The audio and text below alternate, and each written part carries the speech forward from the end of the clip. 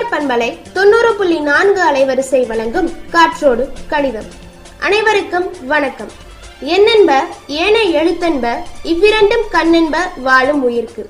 இப்படி ஒரு அழகான திருக்குறள் மூலமா திருவள்ளுவர் பல ஆண்டுகளுக்கு முன்னாடியே கணிதத்தோட முக்கியத்துவத்தை நமக்கெல்லாம் சுட்டி காமிச்சிருக்காரு. இதை தவிர்த்து நம்ம அன்றாட வாழ்க்கையில பாத்தீங்கன்னா 3 வேதம், 4 திசை, ஐம்புலன், அறுசுவை, இப்படி எல்லா பக்கமுமே கணிதம் ஒரு முக்கியத்துவமான ஒன்னா இருக்கு.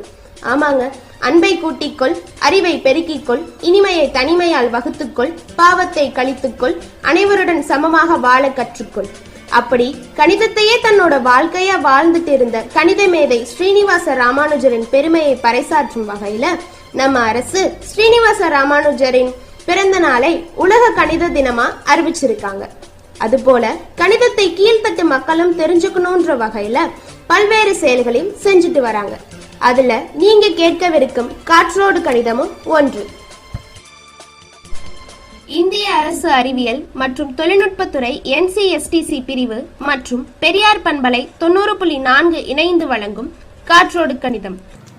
அனைவருக்கும் வணக்கம். நீங்கள் கேட்டுக்கொண்டிருப்பது பெரியார் சமுதாய வானொலி 90.4 காற்றோடு கணிதம். கேளுங்க கேளுங்க, கேட்பதை சிந்தியுங்கள், சிந்திப்பதை செயலாக்குங்கள், செயலாக்குவதை வாழ்வாக்குங்கள்.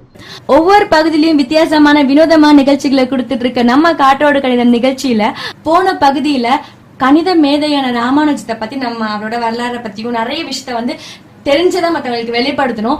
அந்த வகையில இன்னைக்கு நம்ம ஒரு வித்தியாசமான பகுதிக்குள்ள போறோம். என்னன்னு கேக்குறீங்களா? என்னோட நிகழ்ச்சியோட பேரு ரொம்ப வித்தியாசமான ஒண்ணு, காட்டில் என் கணிதம். என் கணிதம் என்னோட கணிதம் நினைச்சுக்காதீங்க, எண்கள் கணிதம்.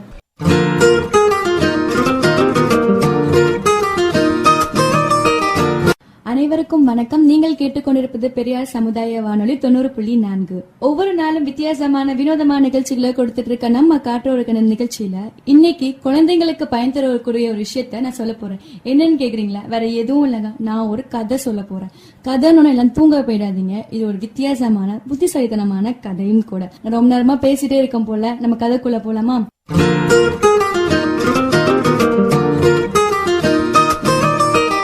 எங்களுக்கு ஒரு அழகான தோட்டம் இருக்கு. அந்த தோட்டத்துல நிறைய தென்னை மரம் இருக்கு. அந்த தென்னை மரத்துல எக்கச்சக்கமான தேங்காய் இருக்கு. ஆனா எத்தனை தேங்காய் இருக்குன்னே தெரியல. அதை எண்ணிட்டு வான்னு எங்க அப்பா சொல்லிட்டாங்க. நான் எப்படிங்க அவ்வளவு தூரம் தனியா போவேன்? என் கூட நீங்களும் வரீங்களா? இங்க இருந்து நம்ம தோட்டத்துக்கு போகணும்னா முதல்ல காடை கடக்கணும். காடை கடக்கிறதுக்கு 2 கிலோமீட்டர் ஆகும். அங்கிருந்து நம்ம தோட்டத்துக்கு போகணும்னா ஒரு 3 கிலோமீட்டர் ஆகும். 2, 3 கணக்கு பார்த்தா மொத்தம் 5 கிலோமீட்டர் போகணுமா? சரி வாங்க போலாம்.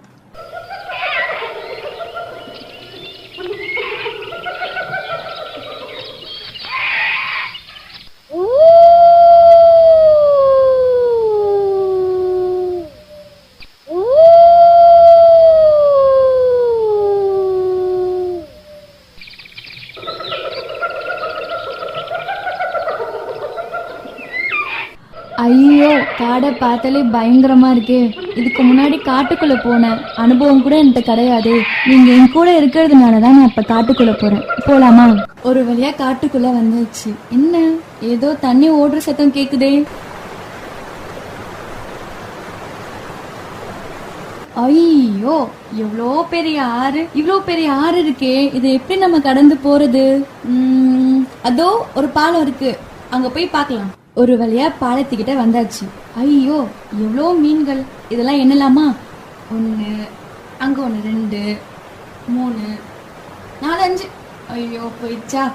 சரி வாங்க போலாம். ஒரு வழியா பாதி பாலத்துக்கு வந்தாச்சு. அச்சச்சோ, இங்க பாதி பாலத்தை காணோமே, என்ன பண்றது? ஒரு பலகை இருந்தா தாண்டி போயிடலாம். ஆனா பலகைக்கு எங்க போறது? தோ அங்க ஒரு குரங்கு வச்சு விளையாடிட்டு இருக்கே, அதுட்ட போய் கேட்கலாம். வேற எதுவும் இல்ல, நீ வச்சு விளையாடுறல அந்த பலகை, அதை என்கிட்ட கொடுத்தனா நான் அந்த பாலத்தை கடந்து போய் என் தோட்டத்துல இருக்க தென்னங்காயை எண்ணிட்டு வருவேன். கொஞ்சம் அந்த பலகைய தரியா?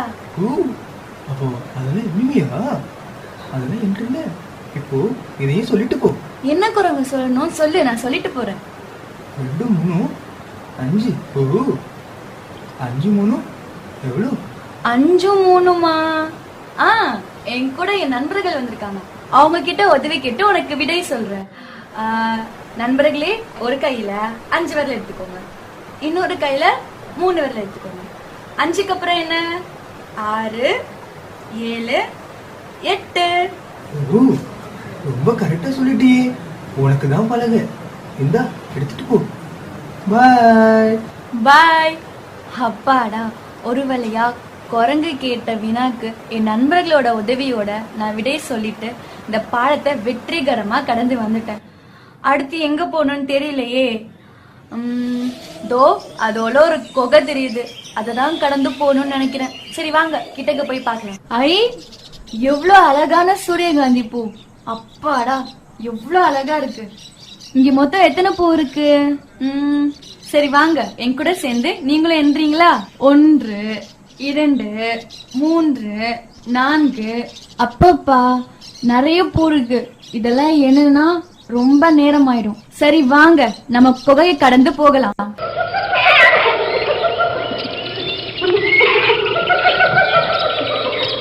ஆஹா, என்னது இது? குகை ரொம்ப இருட்டா இருக்கே. வெளிச்சம் இருந்தா தானே இதை கடந்து போக முடியும். என்ன பண்றதுன்னு தெரியலையே. அங்க ஏதோ வெளிச்சம் தெரியற மாதிரி இருக்கே. சரி வாங்க போய் என்ன இருக்குன்னு பாக்கலாம்.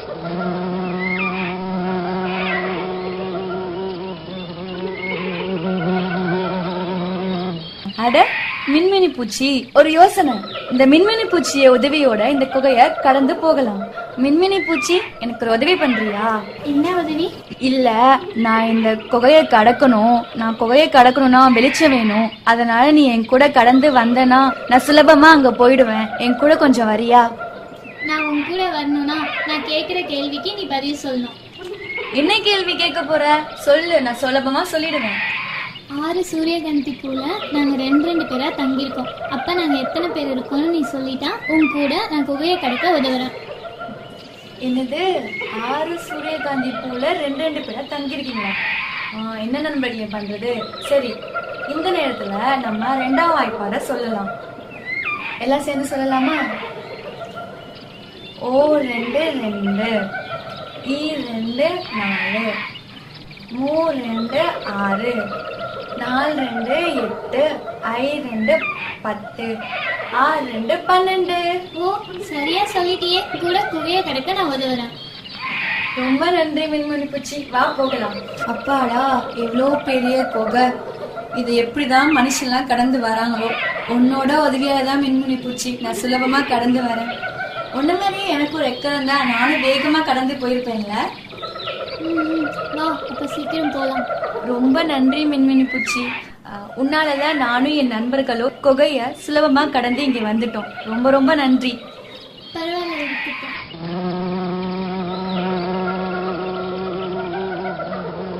ஒரு வழியா குகையை கடந்து வந்தாச்சு. அதுவும் மின்மினி பூச்சியும் என் நண்பர்களும் இருந்ததுனால சுலபமா ஆச்சு. அடுத்ததான் நம்ம எந்த விலங்க பார்க்க போறோம், அது எந்தெந்த மாதிரிலாம் கேள்வி கேட்க போது நம்ம பாக்குறதுக்கு முன்னாடி ஒரு சிறிய விளம்பர இடைவேளை. தொடர்ந்தே இணைந்திருங்கள். இது பெரியார் சமுதாய வானொலியின் காற்றோடு கணிதம். கேளுங்க கேளுங்க, கேட்பதே சிந்தியுங்கள், சிந்திப்பதே செயலாக்குங்கள், செயலாக்குவதே வாழ்வாக்குங்கள்.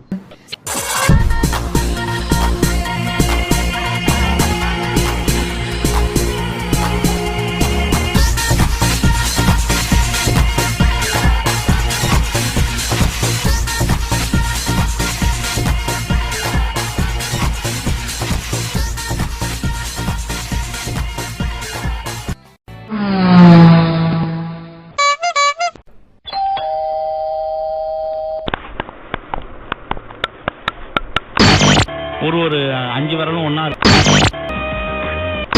உங்கள் பெரியார் சமுதாய வானொலி 90.4 ஆரம்பிச்சிட்டியா? வந்த உடனே இந்த ரேடியோவை போட்டுட்டு உட்கார்ந்துட வேண்டியது. போமா, என்னை எப்ப பார்த்தாலும் திட்டிகிட்டே இருக்க. எஃப்எம்ஏ கேட்க விட மாட்டேங்க. அடடா, என்ன சண்டைங்க? பாரடி இவள, எப்ப பாரு பள்ளிக்கூடத்துல இருந்து வந்த உடனே இந்த ரேடியோ போட்டிய போட்டுட்டு உட்கார்ந்துக்கிறா. ரேடியோல வெறும் பாட்டு மட்டும் தான் போடுவாங்கன்னு நினைக்கிறீங்க? அதெல்லாம் இல்லவே இல்லக்கா. நம்ம பெரியார் சமுதாய வானொலியில பெரியவங்களுக்கு, குழந்தைங்களுக்கு எல்லாருக்கும் பயன் தரக்கூடிய நிறைய நிகழ்ச்சிகள் போட்டுட்டு இருக்காங்க. அதுலயும் காற்றோடு கணிதம் அப்படிங்கிற ஒரு நிகழ்ச்சி எல்லாருக்குமே பயன் தரக்கூடியதா இருக்கு. அப்படியா? நான் ரேடியோனா வெறும் பாட்டு மட்டும் இல்ல போடுவாங்கன்னு நினைச்சுக்கிட்டு இருந்தேன். இந்த மாதிரி பயன் தரக்கூடிய நிகழ்ச்சிகள் எல்லாமும் போடுறாங்களா? அப்ப கேட்கலாமே. ஐயா ஜாலி, இனிமே நான் தினமும் காற்றோடு கணிதம் நிகழ்ச்சி கேட்பேனே.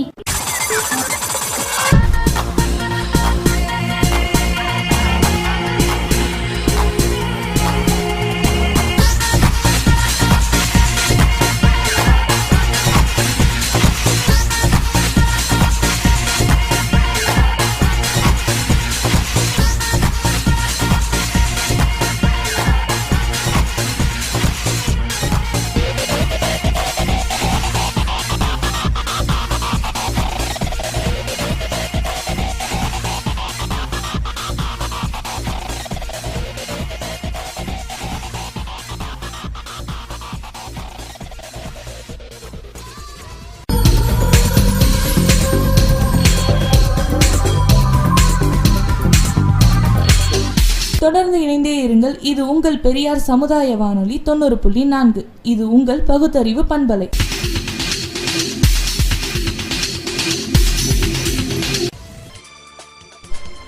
இந்திய அரசு அறிவியல் மற்றும் தொழில்நுட்பத்துறை NCSTC பிரிவு மற்றும் பெரியார் பண்பலை 90.4 இணைந்து வழங்கும் காற்றோடு கணிதம்.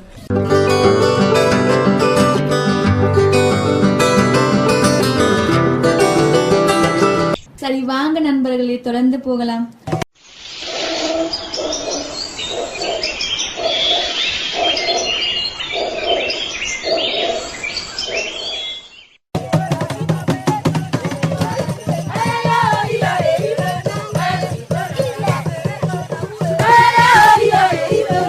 என்னது இது?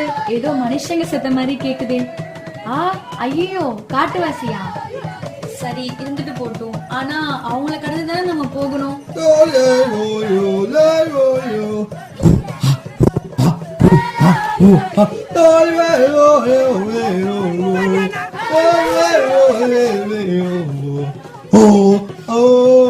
காட்டுவாசி காட்டுவாசி, நீ எனக்கு வழி விட்டனா நான் உன்னை கடந்து போய் என் தோப்புல இருக்க தேங்காய் எத்தனை இருக்குன்னு எண்ணிட்டு வந்துடுவேன். எனக்கு கொஞ்சம் வழி விட்டுறியா?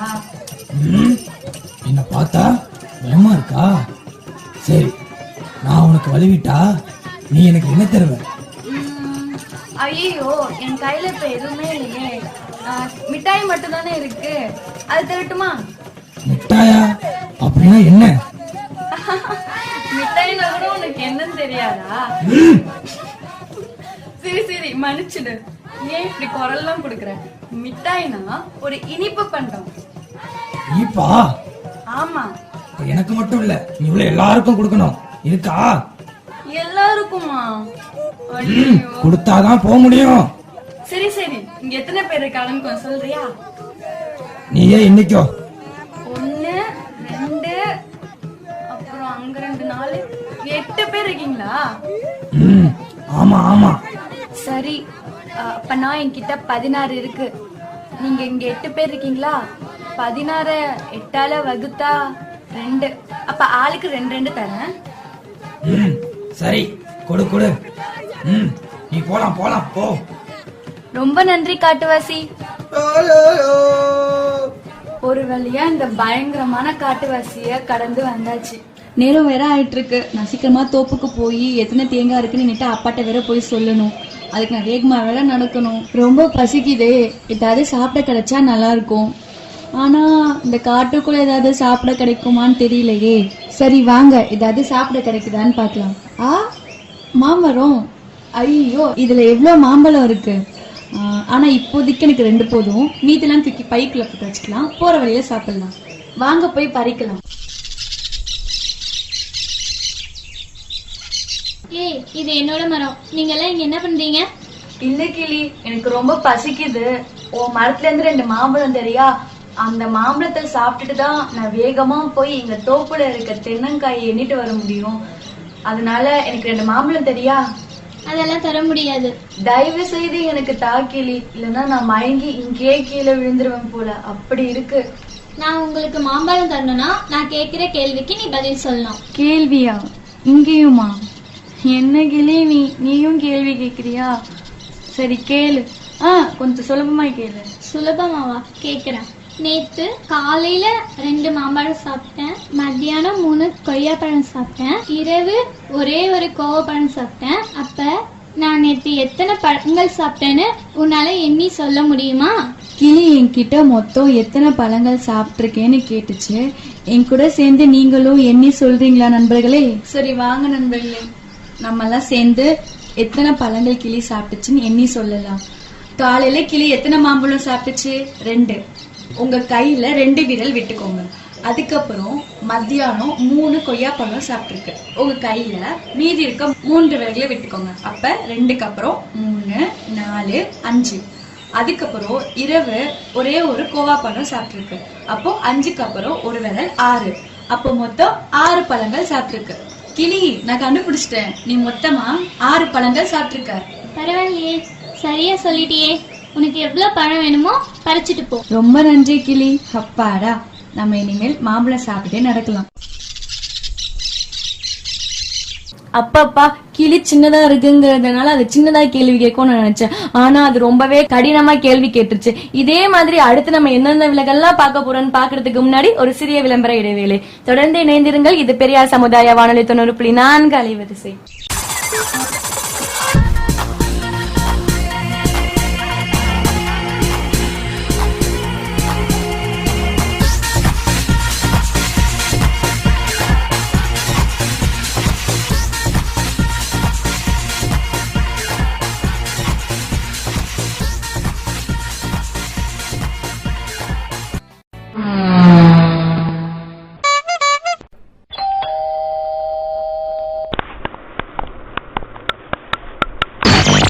ஒரு 5 விரலும் ஒன்னா இருக்கு. உங்கள் பெரியார் சமுதாய வானொலி 90.4. ஆரம்பிச்சிட்டியா? வந்த உடனே இந்த ரேடியோவை போட்டுட்டு உட்கார்ந்துட வேண்டியது. போமா, என்னை எப்ப பார்த்தாலும் திட்டிகிட்டே இருக்க, எஃப்எம்ஏ கேட்க விட மாட்டேங்க. அடடா, என்ன சண்டைங்க? பாரடி இவள, எப்ப பாரு பள்ளிக்கூடத்துல இருந்து வந்த உடனே இந்த ரேடியோ போட்டியை போட்டுட்டு உட்கார்ந்துக்கிறா. ரேடியோல வெறும் பாட்டு மட்டும் தான் போடுவாங்கன்னு நினைக்கிறீங்க? அதெல்லாம் இல்லவே இல்லக்கா. நம்ம பெரியார் சமுதாய வானொலியில பெரியவங்களுக்கு, குழந்தைங்களுக்கு எல்லாருக்கும் பயன் தரக்கூடிய நிறைய நிகழ்ச்சிகள் போட்டுட்டு இருக்காங்க. அதுலயும் காற்றோடு கணிதம் அப்படிங்கிற ஒரு நிகழ்ச்சி எல்லாருக்குமே பயன் தரக்கூடியதா இருக்கு. அப்படியா?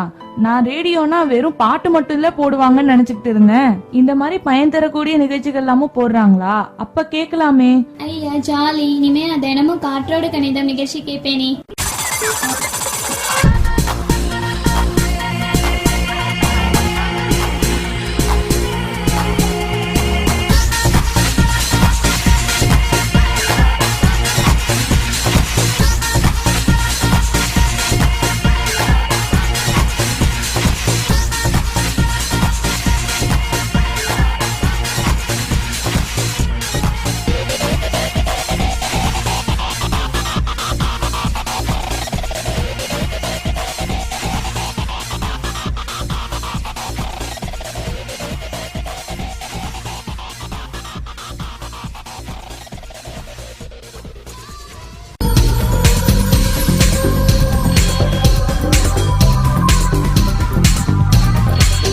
தொடர்ந்து இணைந்தே இருங்கள். இது உங்கள் பெரியார் சமுதாய வானொலி 90.4. இது உங்கள் பகுத்தறிவு பண்பலை.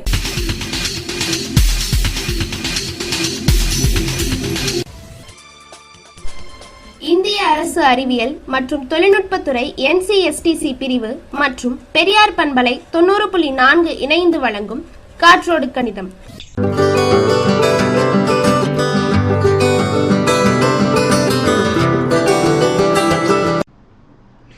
பேப்பர் பழைய பேப்பர் அம்மா பேப்பர் போடுங்க பழைய பேப்பர் இருஞ்சாமலாம் இருந்தால் போடுங்கம்மா, எதாக இருந்தாலும் வாங்குவோம்மா. பேப்பர் ஏப்பா தம்பி இங்க வா. என்னக்கா வீட்டில் பேப்பரில் தான் இருக்கா? இருந்தால் உடனே போடுங்கக்கா. ஆமாப்பா, பழைய தாள்லாம் வீட்டுல இருந்து அடசல தான் உண்டாகுது. இதெல்லாம் எடுத்துட்டு போ, எவ்வளவு வருதுன்னு பார்த்து சொல்லு. இதோ எடுத்துகிட்டு போகிறேங்க்கா. அடடா இல்லைக்கா, எல்லாமே இங்கிலீஷ் பேப்பராகவே இருக்குது, பரவாயில்ல. நமக்கு வந்து ஒரு 5 கிலோ வருதுக்கா. 1 கிலோ எவ்வளோப்பா? அக்கா கிலோ வந்து 6 ரூபாக்கா. என்னக்கா நம்ம வீட்டில் பேப்பர் இருக்கா? இருந்தால் உடனே எடுத்துட்டு வாங்க, நம்மள்ட்டே போடுங்க. இதோ இருப்பா, எடுத்துட்டு வரேன். இதெல்லாம் எம்பிட்டு வருதுன்னு பார்த்து சொல்லுப்பா. அக்கா நமக்கு வந்து 5 கிலோ, அதனால 25 ரூபா வருதுக்கா. இந்தப்பா, இந்த பேப்பரையும் எடை போட்டு சொல்லு. இதோ பார்த்து சொல்கிறேங்க்கா. இந்த பேப்பர் ரொம்ப கம்மியாக இருக்கு, பரவாயில்ல. அக்கா நமக்கு 2 கிலோ வருதுக்கா. கிலோ எவ்வளவு சொன்னா? 6 ரூபாயா? ஆமாங்க்கா. நீங்க எத்தனை கிலோ போட்டீங்க? நான் 5 கிலோ போட்டேன். 5 கிலோ எவ்வளவு வருது? 25 ரூபான்னு சொன்னாப்ல. என்னது 5 கிலோ 25 ரூபாயா? இல்லையே, 30 ரூபாயில வரும். அட இல்லைக்கா, நான் கரெக்டாக தான் சொல்லியிருக்கேன். இங்கே பாருங்க, 5 கிலோ 25 ரூபா தான் வருது. இல்ல தம்பி, 30 ரூபாய் தான் வரும். அட நீங்கள் போய் சொல்லலாம், நான் போய் சொல்லலாம். என் கலாக்குலேட்டர் போய் சொல்லாதுக்கா. ஒரு நிமிஷம் இருங்க, அதை பார்த்து சொல்கிறேன். எவ்வளோ கிலோ நீங்கள் போட்டீங்கக்கா? 5 கிலோ. 5 கிலோ. கிலோ எவ்வளோ சொன்னேன்? 6 ரூபா. 6 ரூபா. அடடே ஆமாம், 30 ரூபா தான் வருது. அக்கா மன்னிச்சுங்கக்கா, தெரியாமல் கணக்கு தப்பாக பண்ணிட்டேன். இந்தாங்கக்கா உங்களுக்கு 30, உங்களுக்கு 2 கிலோவாக்கா. இந்தாங்க உங்களுக்கு 12. பேப்பர் பழைய பேப்பர் போடுறவங்க போடுங்க. என்ன நீ இந்த காலத்துல போய் இப்படி இருக்கியே, எவ்வளவு வருதுன்னு ஒரு கணக்கு பார்த்து வாங்க மாட்டியா? நான் என்னயா பண்றது? நான் பள்ளிக்கூடம் போய் நான் எழுத்து படிச்சாலே தெரியும், ஒண்ணுமே படிக்கல. பாத்தியா, ஒரு பேப்பர்காரன் கூட என்னை ஏமாத்துறான். ஏன் கவலைப்படுற? நீ வீட்டுல இருந்தபடியே சுலபமா கணிதத்தை கத்துக்கலாம். அப்படியா? அது எப்படி? நம்ம பெரியார் சமுதாய வானொலியில காற்றோடு கணிதம் அப்படிங்கிற ஒரு நிகழ்ச்சி வருது. அதுல அன்றாட வாழ்க்கைக்கு தேவையான கணிதத்தை எப்படி பயன்படுத்துறதுன்னு சுலபமா சொல்லித்தராங்க. ஓ அப்படியா? ரேடியோ போட்டியை தட்டினாலே வெறும் பாட்டும் கூத்து குமாலுமா தான் இருக்குன்னு நினைச்சேன். கணிதம் கூட சொல்லி தராங்களா? அப்ப சரி தமிழ்ச்செல்வி, நாளையிலிருந்து நானும் சரி தமிழ்ச்செல்வி, அப்ப நாளையிலிருந்து நானும் பெரியார் சமுதாய வானொலியை தினைக்கும் தவறாம கேட்கிறேன். இதுல இருந்து கூட அப்ப நாளையிலிருந்து சாயங்காலம் 4 to 4:30 மணி வரைக்கும் ஒளிபரப்பு பண்றாங்க. ஓ அப்படியா? அப்ப நாளையிலிருந்து நானும்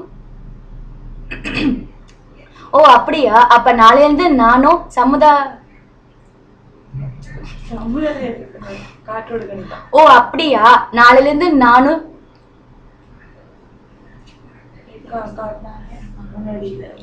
ஓ அப்படியா? அப்ப நாளையிலிருந்து நானும் பெரியார் சமுதாய வானொலிய தவறாம கேக்குறேன்.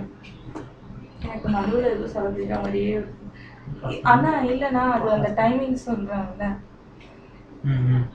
சரி வாங்க நண்பர்களே, தொடர்ந்து போகலாம்.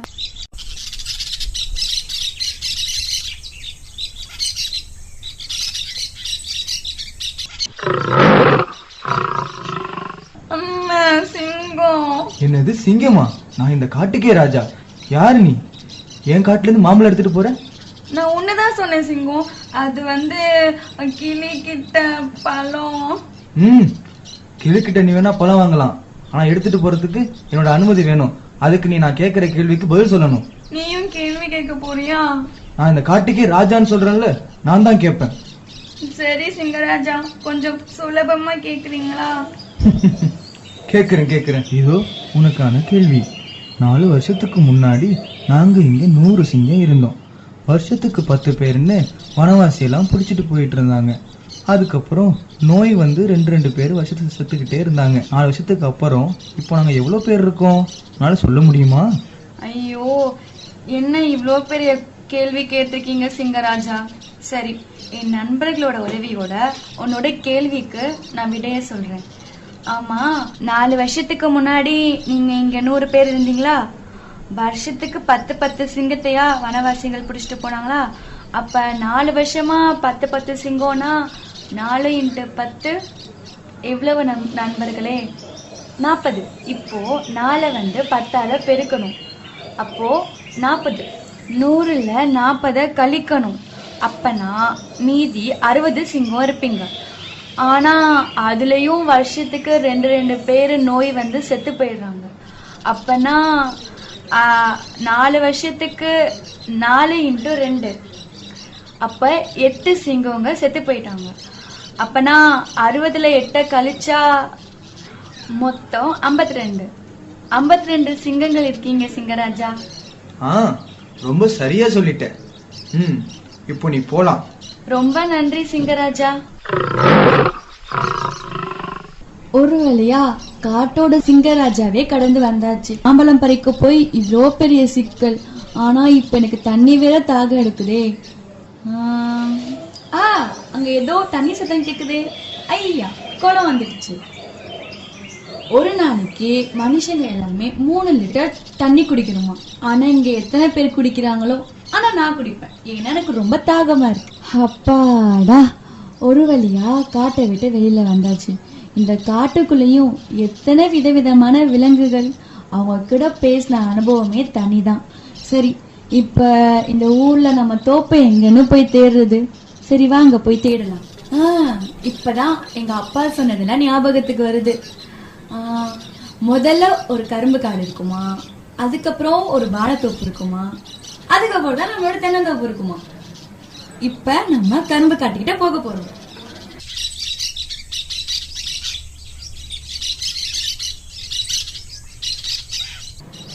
ஓ, இதான் கரும்பு காடா?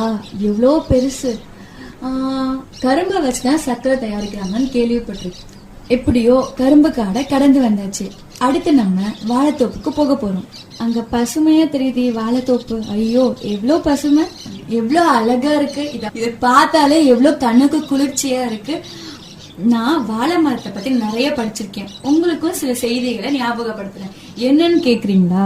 வேற எதுவும் இல்லைங்க, வாழை இலையில சாப்பிட்டா நம்ம உடம்புக்கு ரொம்ப ஆரோக்கியம் இப்படின்னு எங்க பாட்டி சொல்லியிருக்காங்க. அது மட்டும் இல்லாம வாழைத்தண்டோட சாறு தீக்காயத்தை பூர்ணமா குணப்படுத்துன்னு மருத்துவர்களால நிரூபிக்கப்பட்டிருக்கு. இது மாதிரி பல நல்ல விஷயங்கள் வாழை மரத்துல இருக்கு. இதே மாதிரி நான் பேசிட்டே இருந்தா தோப்புக்கே போக முடியாது. உங்களுக்கு ஒரு விஷயம் தெரியுமா? நம்ம தோப்புக்கு பக்கத்துல வந்தாச்சு. ஒரு வழியா இந்த கஷ்டமான காடை கடந்து நம்ம தோப்புக்குள்ள வந்தாச்சு. இப்ப தோப்புக்குள்ள போய் தென்னை மரத்துல எத்தனை தேங்காய் இருக்குன்னு என்ன போறோம். இங்க நிறைய தேங்காய் இருக்கே, சரி வாங்க என்னலாம். 1 2 3 4 5 மொத்தம் 5 இளநீர் இருக்கு. 1 2 3 4 4 2 6 6 2 8 8 தேங்காய் இருக்கு. மொத்தமா 5 5ம் 8ம் சேர்த்தா மொத்தம் 13 தேங்காய் இருக்கு. சரி வாங்க நம்ம வீட்டுக்கு போய் என் அப்பா கிட்ட எத்தனை தேங்காய் இருந்துச்சு, அது மட்டும் இல்லாம எப்படி எப்படிலாம் இந்த காட்டை கடந்து வந்தோங்கிறத அப்பா கிட்ட சொல்லலாம்.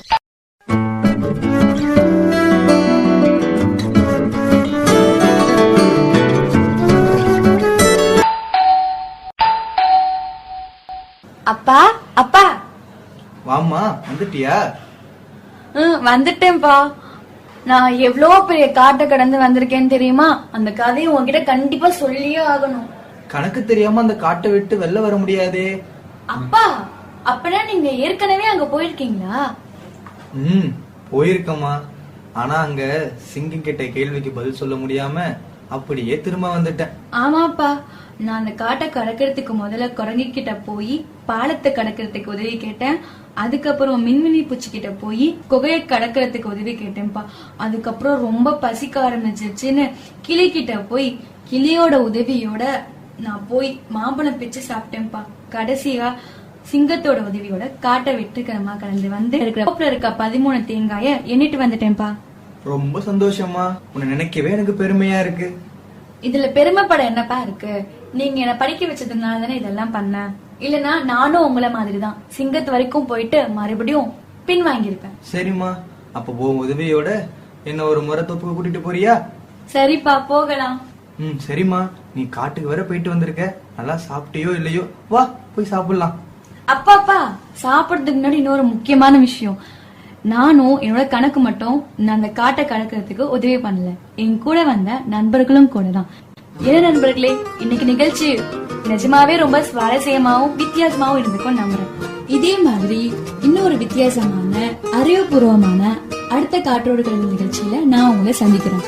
அது வரைக்கும் உங்களிடமிருந்து விடை பெற்றுக் கொள்வது ராஷ்மி. நன்றி, வணக்கம்.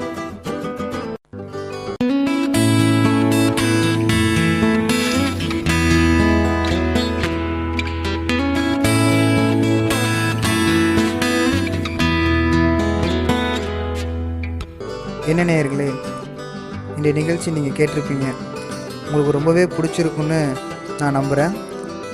இதே மாதிரி வித்தியாசமான மற்றும் புதுவிதமான நிகழ்ச்சியை தொடர்ந்து உங்களுக்காக நாங்கள் வழங்குவோம். இன்றைய அந்த காட்டில் என் கணிதம் அப்படின்ற நிகழ்ச்சியில் நமக்காக ராஷ்மி ரொம்பவே அழகாக ஒரு கதை சொல்லிட்டு போயிட்டாங்க. நம்மளை ஒரு காட்டுக்குள்ளேயே கூட்டிகிட்டு போயிட்டாங்கன்னு கூட நம்ம சொல்லலாம். கண்டிப்பாக இந்த நிகழ்ச்சி குழந்தைகள் மட்டும் இல்லாமல் பெரியவங்களுக்கும் பிடிச்சிருக்குன்னு நான் நம்புகிறேன். மற்றும் இதே மாதிரி ஒரு புதுவிதமான வித்தியாசமான ஒரு நல்ல நிகழ்ச்சியில் நான் சந்திக்கிறேன். சரி, அதுவரை உங்களிடமிருந்து விடைபெறுவது யுவராஜ். கேளுங்க கேளுங்க, கேட்பதை சிந்தியுங்கள், சிந்திப்பதை செயலாற்றுங்கள், செயலாற்றுவதை வாழ்வாக்குங்கள். நீங்கள் கேட்டுக்கொண்டிருப்பது பெரியார் சமுதாய வானொலி 90.4 அலைவரிசையில் காற்றோடு கணிதம்.